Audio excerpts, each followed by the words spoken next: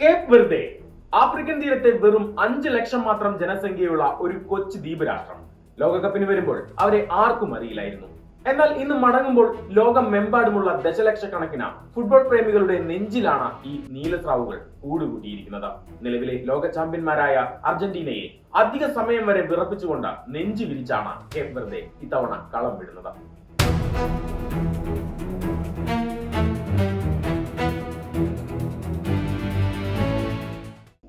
Round of 32-ൽ സാക്ഷാൽ Lionel മെസ്സിയുടെ അർജന്റീനയ്ക്ക് മുന്നിൽ കേപ്പ് വെർദെ തീർത്തത് ഒരു ഹിമാലയൻ കോട്ടയായിരുന്നു.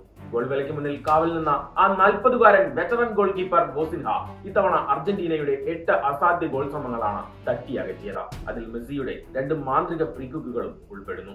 മറുവശത്ത് അവരുടെ 23-കാരൻ യുവതാരം സിഡ്നി ലോപ്പസ് കബ്രാൽ നേടിയ ഗോൾ സാക്ഷാൽ മെസ്സിയുടെ കാലുകളിൽ നിന്ന് പിറക്കുന്ന ഗോളുകളെ ഓർമ്മിപ്പിക്കുന്നതായിരുന്നു.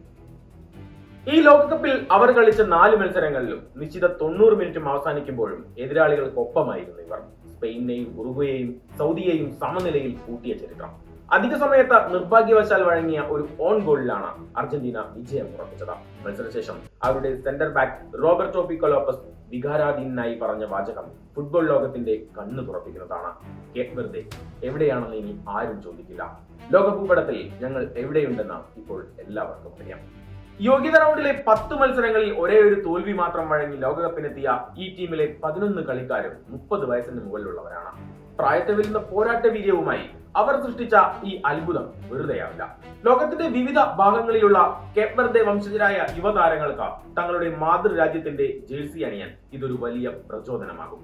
സെനഗൽ തീരത്തെ ഈ കൊച്ചു ദ്വീപുകൾ ഇനി ലോക ഫുട്ബോളിലെ സ്ഥിരം സാന്നിധ്യമാകുമെന്ന ഉറച്ച പ്രഖ്യാപനമാണിത്. അതെ, ഇന്ന് ഈ നീലസ്രാവുകൾ തോറ്റിരിക്കാം. പക്ഷെ ലോകകപ്പിന്റെ ചരിത്ര പുസ്തകത്തിൽ തങ്ങളുടെ പേര് സ്വർണ്ണ ലിപികളിൽ എഴുതി ചേർത്താണ് അവർ മടങ്ങുന്നത്.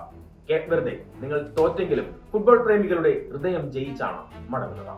സ്പോർട്സ് ഡെസ്ക് തന്നെ.